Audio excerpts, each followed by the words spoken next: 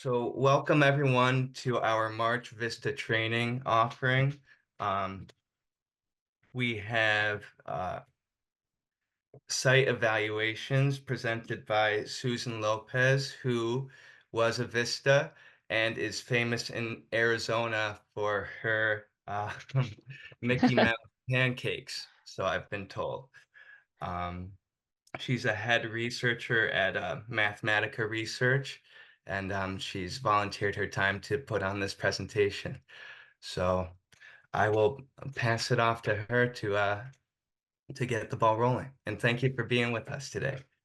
Yeah, you're welcome. Thanks for having me. Like Robert said, I'm Susan Lopez. I live in Denver, Colorado. So coming to you from the middle to western part of the country, where we're expecting a huge snowstorm tomorrow. So something to look forward to, and slows down the spring baseball season around here.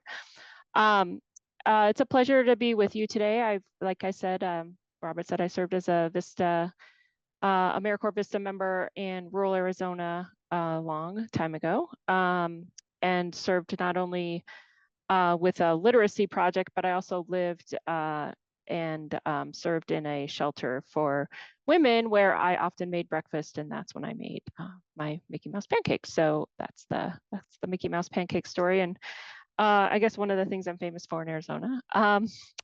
But wanted to share, or I'm happy to share just some resources around evaluation and side of evaluation with you today. I hope they're helpful.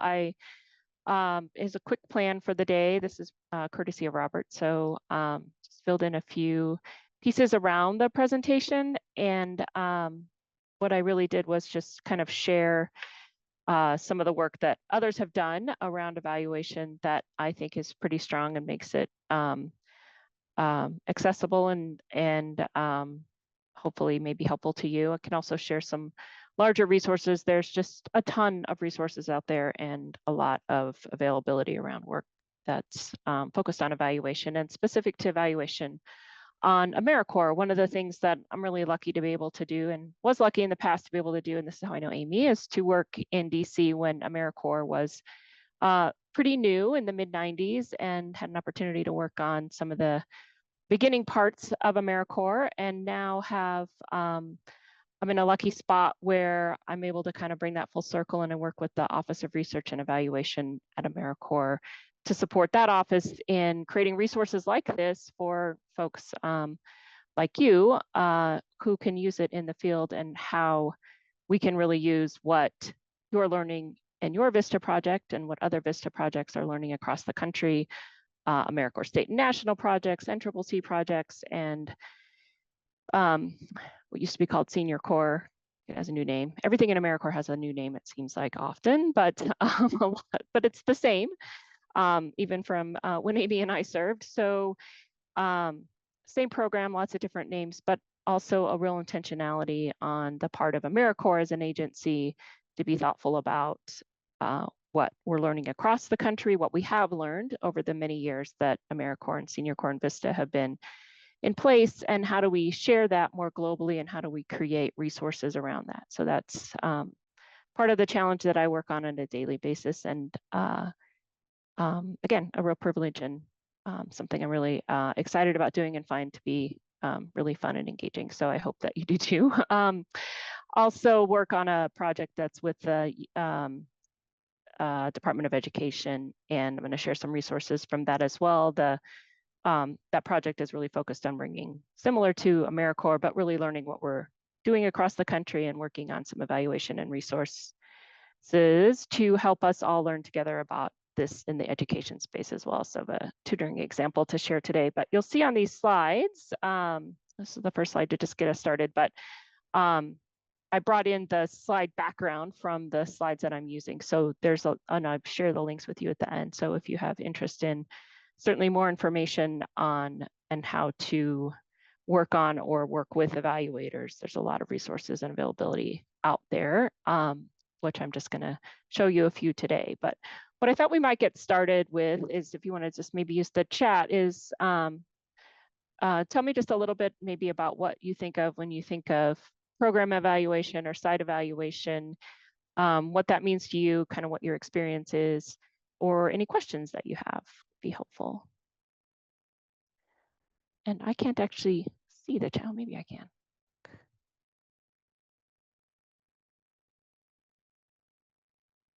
Maybe Robert, if you could, if there are any chat notices, if you could just maybe help me read them out. I'm not sure I can see the whole chat. Yeah, definitely. I have it open here. Okay.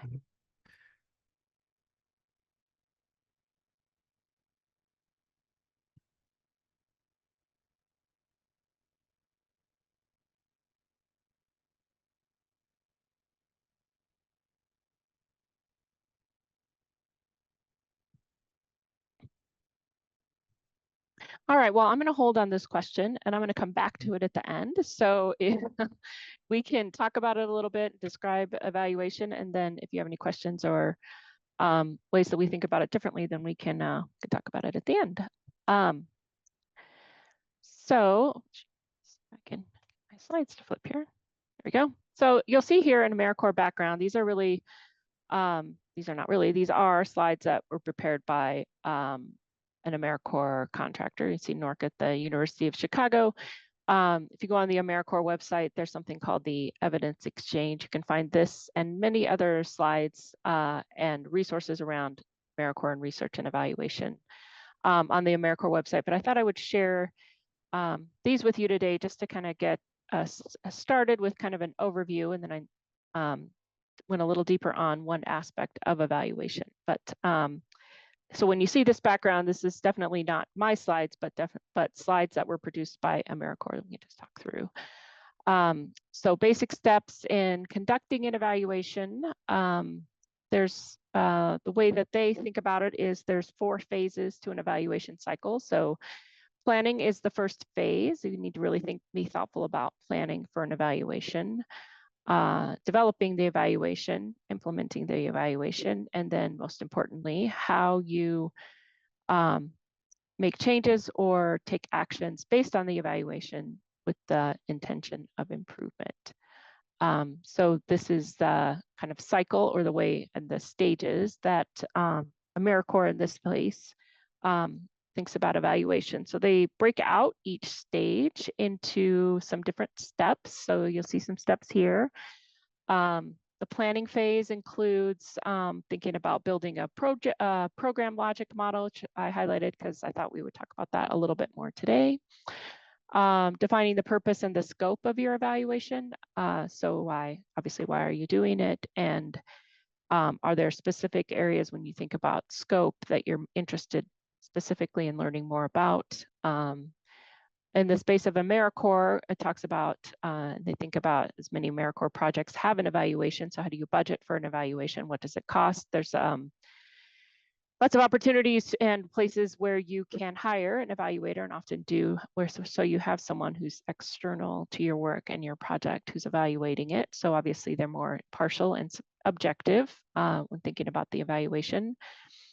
Developing an evaluation plan. So what are the different phases and how do you think about that? What ways how can you, what data do you already have, or how do you collect data? To fill out your evaluation plan and think about it that way, collecting and analyzing data, and then communicating findings. And talked about a little bit how you think about applying those findings and making feedback for improving your program. So those are the basic steps broken into any of the phases. If you have any questions at all, feel free to stop me, or we could go back and forth on these slides as well. So just let me know. So one of the, so then you'll also see here, this is a, on these slides, this is called a program evaluation toolkit that was produced through another federal resource. It's called the Regional Education Laboratory, but they have some really nice ways of thinking about evaluation as well. So you'll see I kind of mix the slides up here. But many terms, or you'll hear different things. If you Google logic model, or you Google up program evaluation, or how to conduct an evaluation, you'll find all kinds of resources out there. I like these because they're focused on AmeriCorps and specific to AmeriCorps, and also really vetted and are good sources for information. But you'll see on this slide just some different ways that you can talk about or think about logic models, different ways that logic models are described. So really they mean the same basic kind of process, but you could hear conceptual framework or map, a mental model, a description, program plan, program theory, theory of action, theory of change. So lots of different ways to describe the same thing. And then the first, back to the kind of the AmeriCorps slides, but the phase steps of the first phase, like we talked about a little bit ago, is building a program logic model. So that's where I thought as the most important sort of basic way to think about and tackle an evaluation, if you will, or think about it even in the very initial steps, is to think about a logic model. So why develop a logic model?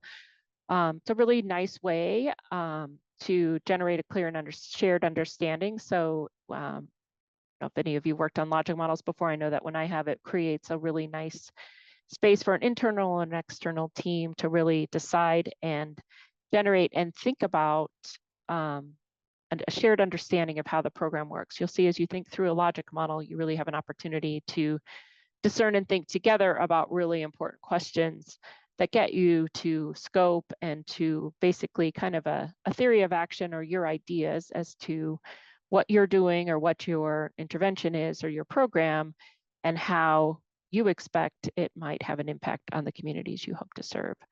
So it can really be a good tool for communication and level setting, if you will, around how your program works. Support planning and improvement. So as you kind of have that same understanding, how do you think together about improving and planning for your program, and then serve as a foundation for evaluation. Can also serve as a framework for your written evaluation plan. So as you have the logic model in place, it can really provide opportunities to write from that and focus your evaluation. What do you want to answer, or what do you want, or what questions do you have? What aspects of the program do you want to evaluate? What type of evaluation design do you want to think about?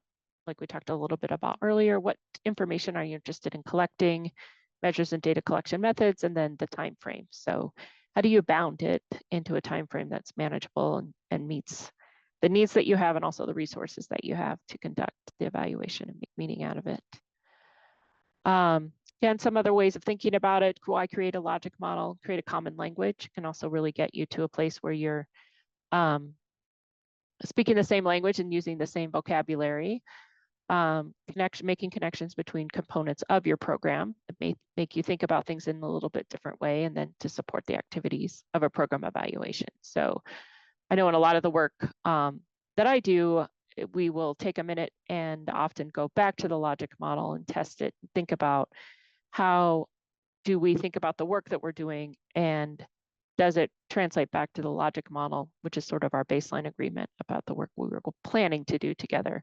In many cases, it also means that as your work grows, you know a lot more as you do the work. So sometimes you change them and think about them in different ways.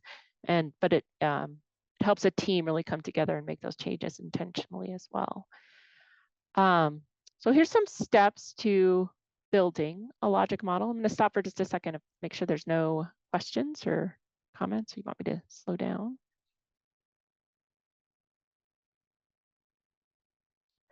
All right, I'll keep going, but don't hesitate to slow me down or ask any questions as I go. This is just another way of describing it. So it's also very visual. It's a visual representation of a program and its theory of change. And again, really talks and is intentional about depicting the intended relationships. So you'll see, and we'll have a couple slides that go over this, but what are the inputs or resources? What are you doing? How do you add resources, or what resources does your program bring? What are the different activities that you undertake? What are the outputs of those activities? And how do you think about what are your short, medium, and long-term outcomes? I'm going to talk about these a little bit more as we go. So again, just kind of a visual representation. Here's the way it could look graphically. This is one example of a pretty straightforward logic model, and has the same categories as you'll see here: inputs or resources, just laid out into kind of a graphical representation. These arrows make it seem like everything is linear, right? If you have resources, they become activities, outputs, and then short, medium, and long-term outcomes. Obviously, we know life and the programs that we work on are not linear and don't work that way. Sometimes it'd be nice if they did and we could predict everything that happens, but many times the short and medium and long-term outcomes can become interchangeable. Short-term outcomes could kind of get you closer to long-term outcomes. Outputs may not connect back to activity. So we have a good plan and we think the world may work a certain way, but of course it doesn't always do that. So while it looks really linear, that's where some of the changes come in as well. The idea is on the table that it could be a linear process. So start there and then things happen, as we know. Similar idea here. This has a little bit more of a description, but some good questions when you're thinking about a logic model and the inputs that you have and you think about for your programs or the work that you're doing. Are the resources you have adequate to implement the program? Generally, in the nonprofit world, the answer is no, but you make the best matches between the resources and the programs that you're trying to implement. And again, the logic model is kind of a nice way to bound that conversation. So as you're measuring and thinking about the work that you're doing, how do you think about the resources that you do have to implement what programs, and then what impact do they have? Are activities delivered as intended? It's always a good question. I know in the education space, there's a lot of variables where from an activity or a resource to a district, to a school, to a classroom, what we kind of call a fidelity to implementation can change a lot in that space. But this is a way to really be thoughtful about how activities are delivered. And probably some interesting and good examples in this space that you all work in as well.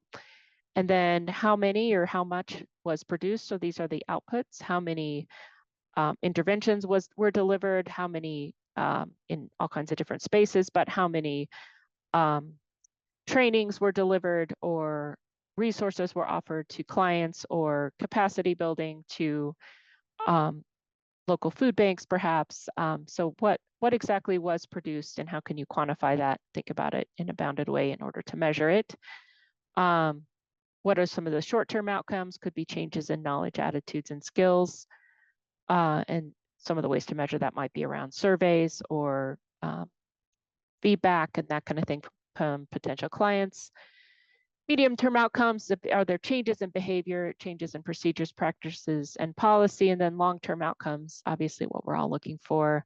How does this have an impact on social, economic, health, environmental conditions? How does it have an impact on hunger, on student outcomes, on environmental outcomes? Many of the all different ways that AmeriCorps in this case works in, or obviously the specific ways in which a change can be appropriate for your program as well. Logic models read from left to right, and this one codifies them in two different ways. So process, the inputs, the activities, the outputs, what you can do, and then the outcomes are what you are intending and intentional that you hope or plan to measure as they come out of the process, or the inputs that you have. So one way to think about it. I also like this slide too. If kind of walks through sort of a narrative about a logic model. So if you have these resources in place and do these things, you'll generate these products or trainings. Could be a variety of things. Products and trainings are two examples. Then you can kind of writes a sentence for you about it. You achieve these changes in knowledge in this case. One example could be other changes. Shape these behaviors and achieve these outcomes. So said lots of resources around there, around logic models and different ways to explain it, think about it. But I like this one because it kind of helps you put all the pieces together into a one sentence. If you were to narrate it, something might look something or sound something like that. So here's one example of an after-school middle grades math program. Two challenges that a middle school has been experiencing: low rates of math completion homework, high numbers of unsupervised students, which may contribute to, I'm not sure I actually love how they wrote that, but high numbers of unsupervised students could be a challenge or something that they're experiencing. And then this is the program or intervention that's clear they're offering, right? Math tutoring, math extension, homework completion support, recreational activities, and field trips during after school hours. So clear expression of a challenge and then a fairly clear intervention, math tutoring in this case. So I thought, and it's a small group, so we could stay in this group or break into groups, but I thought it might be helpful to just think about that example, this example, try to answer the questions that are in the logic model. It's the problem statement, what are the resources, activities, outputs, and outcomes, and see if it works and if that brings up any questions or ways that this might be more relevant to the specific programs that you work in as well. So that might just give us a few minutes for some small group or discussion time, and then we can talk a little bit more about different aspects of the evaluation process or answering questions about logic models. Oh, Robert, I think you're on mute. Thank you. Yeah, Go ahead. so like you said, maybe we can all stay in here and kind of go through the process that you outlined and kind of workshop the example you provided. Let's see. So if you guys could unmute yourselves and let's engage with the question here. For my part, there we go.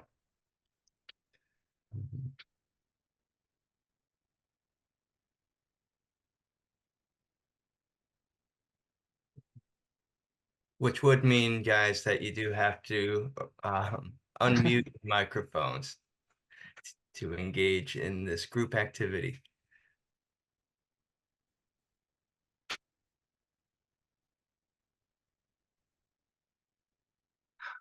Or if you're not in a space where that is convenient or comfortable, let's we can use the chat as well, and you can type in your ideas and questions that you might have.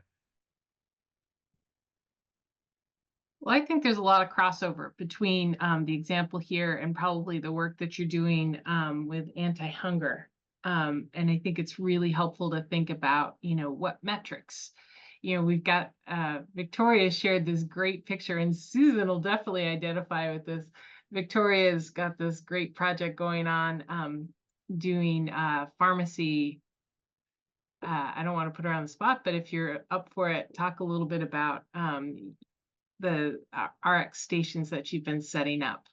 But that's a really cool idea of following, like, how do you follow a can of food from, like, how are you going to tell people that you need it, get it into the place, get it out to your partners, and then get it into the homes of the people. So it's really cool to think about that can and the lifespan of that can and what does that mean. So that may be one way of looking at it. It's very similar to the problem, the problem that Susan's posed here with middle school and math issues. Sorry, we got a question. I'll stop now. Kelly posted, or Daniela posted a question.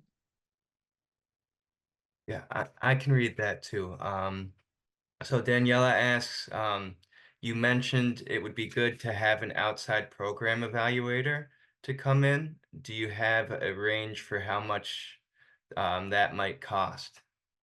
Or how would you pitch that to your host site or maybe start that search?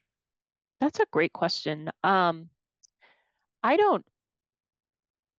think it could vary a lot. I know that there's a lot of resources out there, and I don't honestly know. I think it would really depend on the scope of an evaluation. Evaluations can be super massively expensive, but they don't have to be. And I think there's a lot of evaluators that work on a small scale with AmeriCorps programs that might be really a good match. So I don't know exactly how much they cost, but what I can do really quick as we go into sort of the next phase of the slides is there's a nice spot in the slide deck that AmeriCorps has around budgeting for an evaluation. So if that's helpful and interesting, we can pull those up and just talk through them a little bit. Be happy to do that. It's a great question.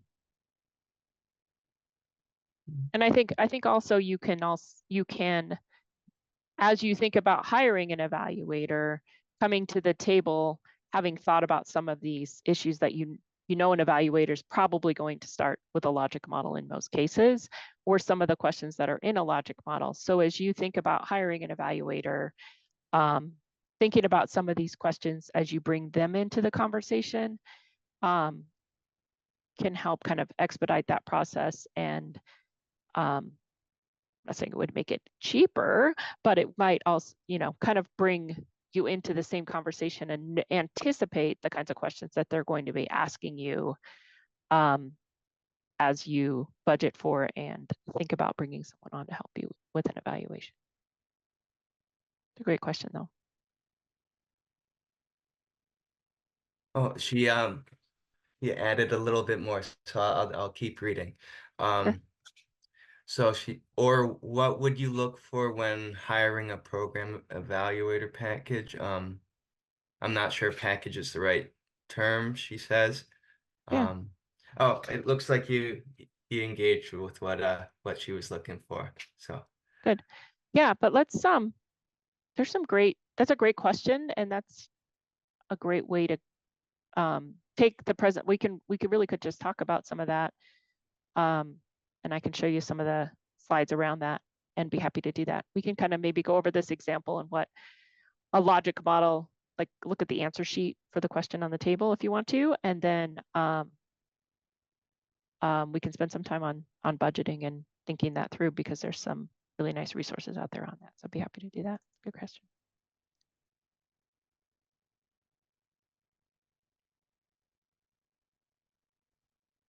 yeah, maybe that would be good if we Sure. go through the example.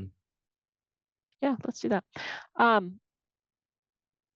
And then I have the other one brought up so I can spin over to it real quick. So let me go back to that example. Sorry, I lost my way here.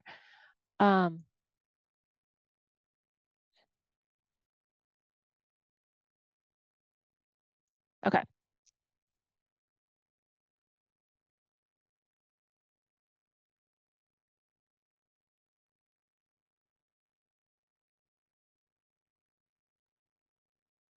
All right, so if someone were to spend a lot of time, can you see my screen now? It should have a logic model example on it. All right. Yeah. So there is no way in 3.5 minutes anyone could come up with this logic model. You know that the folks that wrote this spent hours on it. But it gives you an idea from a sort of simple example here where you wouldn't even have any of that information. And honestly, the folks who wrote this probably made some of this up, or a lot of it, but it gives you an idea and some parameters around it. So, and honestly, I think writing a logic model seems simple, but I think they're a little bit harder than they look when you really dig underneath them. And this is the hard work, again, also that an evaluator would do with you, is to get to the space where you can fill out these boxes and be clear about what everything that you're doing in your resources and activities, or like kind of like Amy said with the even thinking about a can of food or a specific program has on the outcomes that you're really trying to reach. So in this case, they really thought broadly about grant funding, school staff, extension activities. These are the resources. This is what you bring to where you're trying to go with a long-term outcome. In terms of hunger, in terms of, in this case, a math intervention becoming something that leads you to increase graduation rates and issues in the community and the way that they're characterizing long-term outcomes in this example. But I found personally that even as you prepare to hire an evaluator, going through a process like this really forces you to be thoughtful about the work that you're doing and where it's really leading you.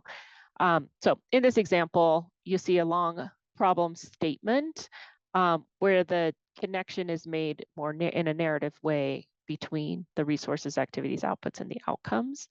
And then you see resources. There's some good examples there, activities, and in a lot of logic models too. When you really narrow in on these, if you were to draw a box around grant funding, for example, it would have a line to something in the activity box. So this one is really more general, that if you want to be very specific, it would be something more like your grant funding funds training of volunteer tutoring, which leads to a student attendance. So you could draw specific lines between each bullet point, for example, in this, and sometimes they'll have different lines and go different ways. But for this example, just the bullet points, you might make an assumption that they're one-to-one, but not necessarily. So it's more general. Some of them could, when you really get into an evaluation, you would make them more specific.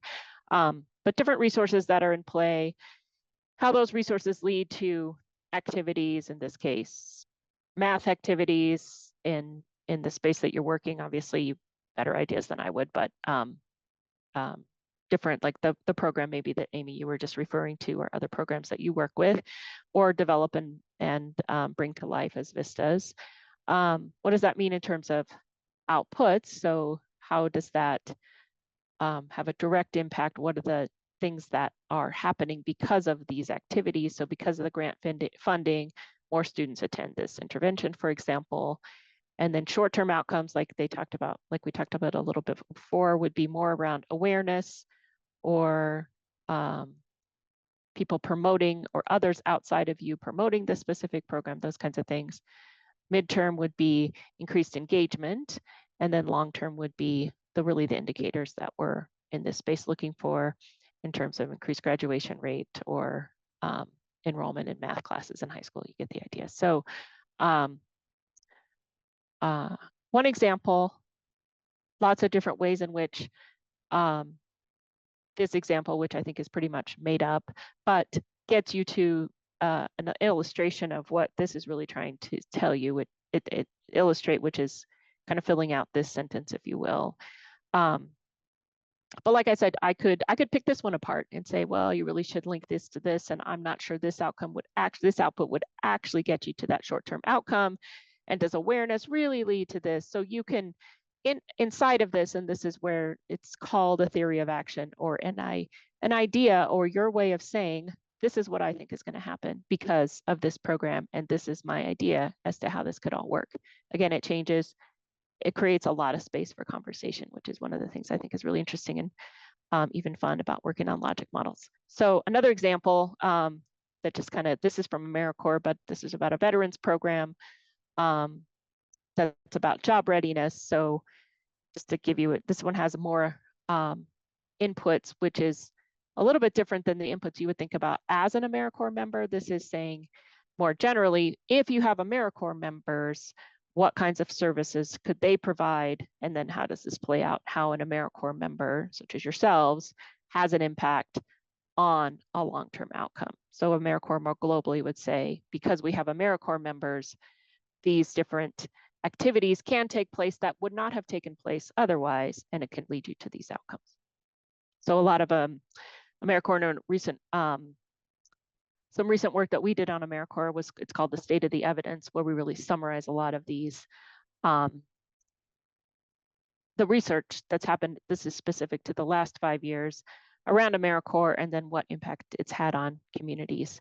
We're making a video about that report, which I'll be glad to share with you. I think it's actually going to be kind of cool. It has like animation and stuff. So more to come on the video, but if you're interested, I would be glad to show you the video that talks about the evidence that supports AmeriCorps. And you can let me know what you think of it. I can tell you that writing a video about 5 years of research is no easy task in 2 minutes. So let me know what you think. It's coming out sometime this spring, early fall or early summer. So that was a research question that we could have derived from that, and then these are some more, some guidance. You want to bring, it's kind of what I was trying to get at with saying it can really inspire a good conversation, is thinking more around your team, but also thinking about stakeholder groups and how you can bring in stakeholder groups to an evaluation conversation or a logic model conversation. Can really help you hone in on the conversation and bring up good ways in which you can think together about the work. You'll get a lot of good perspectives around, from box to box, what does that really mean? And is that realistic and manageable? And does that get you from awareness to activities to different changes in behaviors? Representatives from the evaluation team and the program team, really important, because there's your reality check right there in terms of what really makes sense. How do you collect data? What existing data do you have? Do you do a survey, or what other data can you collect? And then logic models can be developed both backward and forward, and honest, as we talked about, a little more iterative than one line that's longitudinal and goes forward. I did want to, these are the two slide decks from which I pulled these. I'm going to show them to you really quick, and then I'm going to go to the one that talks more about budgeting for evaluation for the minutes, so the time we have left. But this is the, let's see if I get this to work. This is the program evaluation toolkit from which the math example is pulled, and now it's not coming up. So I don't know why, but I obviously did not link that, right? Sorry about that. Maybe it doesn't work because it's in the PowerPoint. I'm going to stop sharing for a second. There it is. Okay, so if I bring this over and then I share again. I'm going to show it to you really quickly just so you know if you're interested. This is a more general, and then we'll talk about the AmeriCorps one. But this is, not only does it have logic models, this is all, I pulled a few slides from the what is the logic model. This goes into a lot of detail on evaluation questions. How do you write them? Every section of the logic model has more details and a PowerPoint that goes with it. There's videos. How do you design an evaluation if you really were interested in getting into the nuts and bolts and what's underneath an evaluation? Even goes into sampling, how you collect data, data quality, data collection.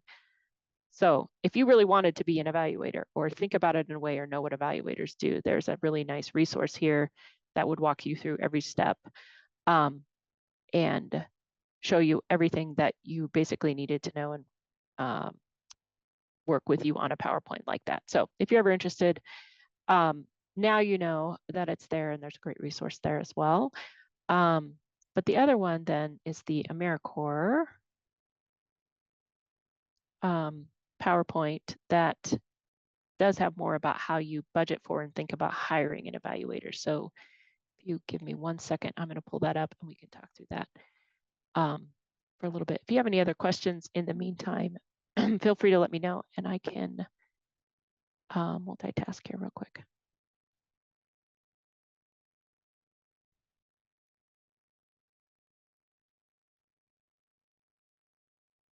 Okay.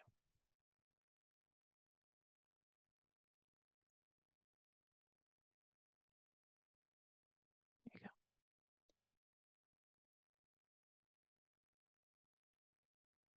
Okay, so here is some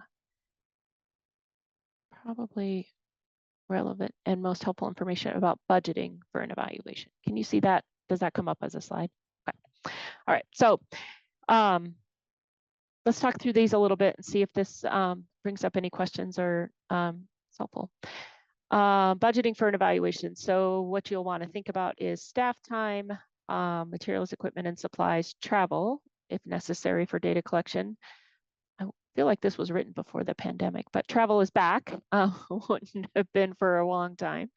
I think lots of evaluators found ways to work around that, and then data collection. So who will conduct it? So that's a great, this is the question, right? If you hire someone, an external evaluator, consider what services are and not included in their cost. So some elements of the logic model could really help you with that as well. If you've already thought through what questions you want to answer, how you've thought about the scope of the evaluation, and especially where evaluation get expensive is in the data collection space. If you are thinking you might conduct a survey, or if you have existing data and want to do analysis, that's where some of those costs with an external evaluator can really come into play. Or if you're using your own staff, being thoughtful about how your staff, the cost of time for your staff spent on an evaluation takes away from programmatic tasks. Can also have opportunity costs if your staff is working on an evaluation. What are they not able to do in terms of programmatic work? So a couple of ways of thinking about that. In some cases, I'm sorry to, yeah, sorry to interrupt, but I think we are still seeing, or at least I'm seeing, the REL homepage. I'm not Thank you. sure. Yeah. Let me try that again. Okay. This should say step 3 budget for an evaluation. All right. Yeah, we're Better? there. All right. Thank you. Thank you for telling me that. I had to hit stop share. So this is the who will conduct it question. What will include, how will it be conducted, will involve new data collection. That's the part where hire an external evaluator could get expensive and something to think about, be really intentional, thoughtful about as you start. And then who will manage it, which I think is also, if you decide to hire an external evaluator, you're still using some of your own staff time and the cost of that and opportunity costs relative to programmatic tasks. As working with an evaluator and managing it also will take some time, but not as much time, obviously, as doing it yourself. So that's some of the things to consider as you budget for an evaluation. An evaluator is an individual or team of people responsible for leading it. Could be an external source, consulting firm. There's a lot of consulting firms. In fact, there's a whole website out there with consulting firms who have worked with AmeriCorps on evaluations before. I could dig that up if you were interested, but there's a lot of consulting firms that are former AmeriCorps members, have worked with AmeriCorps, as folks, as you write an AmeriCorps grant, obviously, in many cases, an evaluation is part of that grant. So there's a lot of work out there, or state commissions or other organizations would have lists or folks who have worked with AmeriCorps before as a consultant, college or university personnel, or independent consulting. Oh, I see. So a consulting firm would be a firm, and then there's a lot of independent consultants who work independently, obviously, to do evaluations, or an internal source, so a program staff member, as we talked about.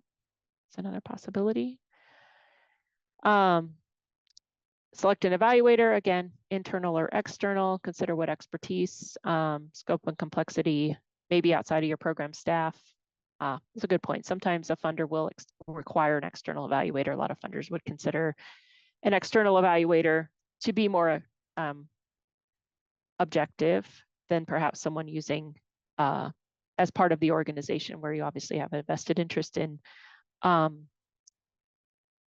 good outcome of the evaluation. At times, external evaluators may be required. I see, even for if you were working on so for AmeriCorps State and National grantees, if you're over $500,000, you're required to do an external evaluation. So different than this, but sometimes funders will require foundations as well.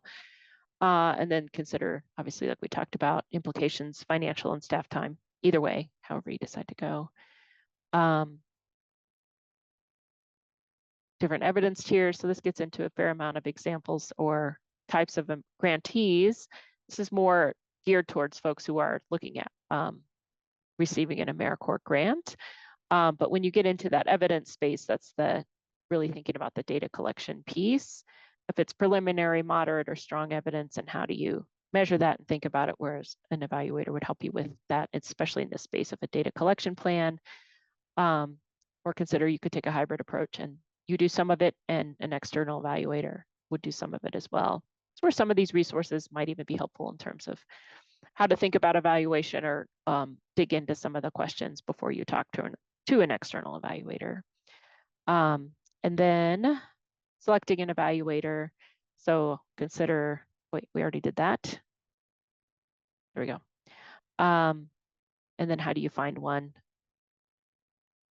Personal networks, ask your funder, contact local or university folks. There's a good resource out there. Again, like I said, it's not on here. AEA would be evaluators who are generally evaluators of anything. They would not be necessarily specific to AmeriCorps. Like I said, if any of you are interested, I'd be glad to dig it up. But there is a website out there that AmeriCorps produces, I think, every summer, that does have evaluators who are specific or have worked with AmeriCorps before. There might be some local that you already know.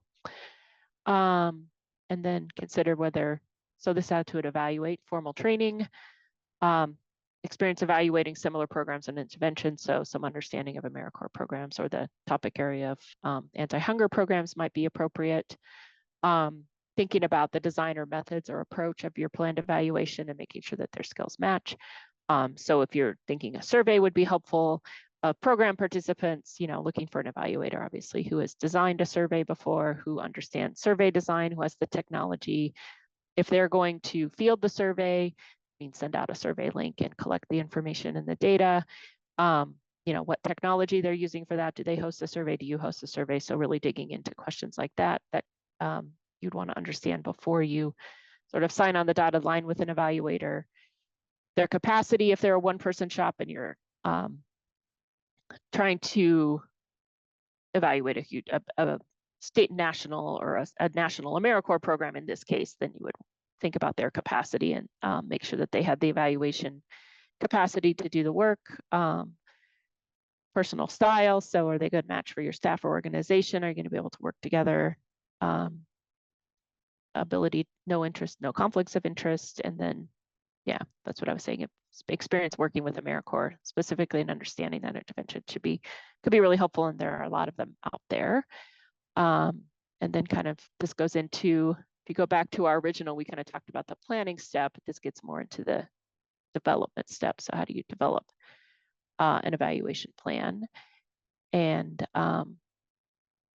this would get more into inside of the logic model, where you get more into the outcomes and how you measure those outcomes would be part of your evaluation plan. This might be something you do yourself, or it might be something that you develop an evaluation plan once you've hired an evaluator in collaboration with your evaluator to come up with a plan that then you would execute on if you chose to hire an evaluator or budget for that. So it doesn't answer your question specifically about how to budget, but it does give you some ways in which you can start to think about it and scope it out if you were interested in going to an external evaluator for your program. I have a question. Do you think as like as an AmeriCorps member, if you felt like you shared a lot of resources here, like if I felt like my organization was lacking in some way, and then could I follow like one of those resources that you shared step by step to kind of create my own kind of logic model? And maybe it's not in that complete form that maybe like a Yeah, professional evaluator would have, but I do. so That's a great question. Yeah, I do. I think you could. And I think it's a great exercise, even if you're not conducting an evaluation, and it's a great learning exercise. And it's a great way to learn about and ask yourself really good questions about why you're doing the work you're doing and what you really think could happen about it and how you might focus your work depending on what outcomes you're trying to get to. So if you're trying to change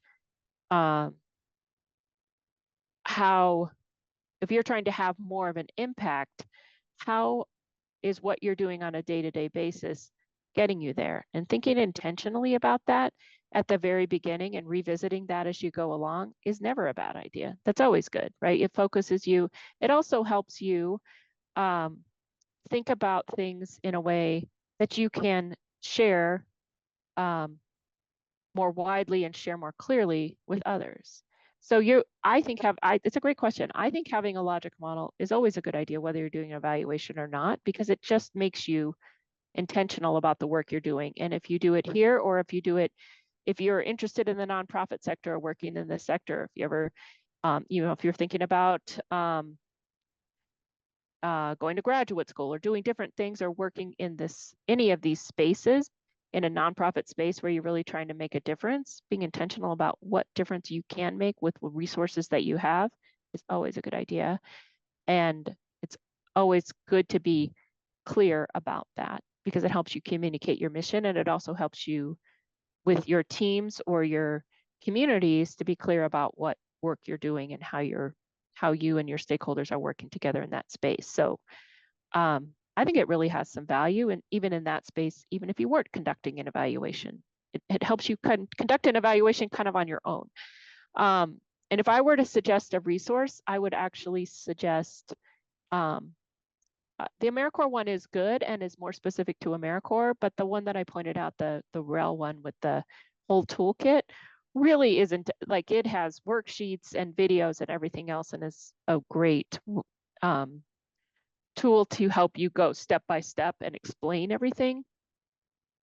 And the AmeriCorps one has a little bit more detail, but I don't think it's more broad in terms of across the board, like it gets into budgeting and all kinds of different things. So it's more broad about how AmeriCorps thinks about evaluation. So kind of what I did here is just kind of intersperse them, but I do think that the REL toolkit could really get you from A to B, and you could almost use it like a tutorial to get yourself started. Yeah, it's a great question. Does Yeah, that no, answer your question? definitely, because I just feel like this the logic model just fits the Vista experience specifically Yeah, to a T. You it's a know, great point. it's a great value. Yeah, I like that. You know, a lot of times it's hard to kind of distinguish between what does a VISTA do and what does a state and national person, you know, like how do you really think about capacity building and building in community? And it's a great point for VISTAs because it does connect what you're doing to capacity building really intentionally. Your capacity building would really be in those, even if it's in the short-term outcomes, whose capacity are you building and what would they do differently because you were in their community as a VISTA member, AmeriCorps VISTA member. So it's a great point. You could really think about this from your perspective as a VISTA and what makes your role unique in the spaces and ways in which you're serving. So yeah, it's a great idea.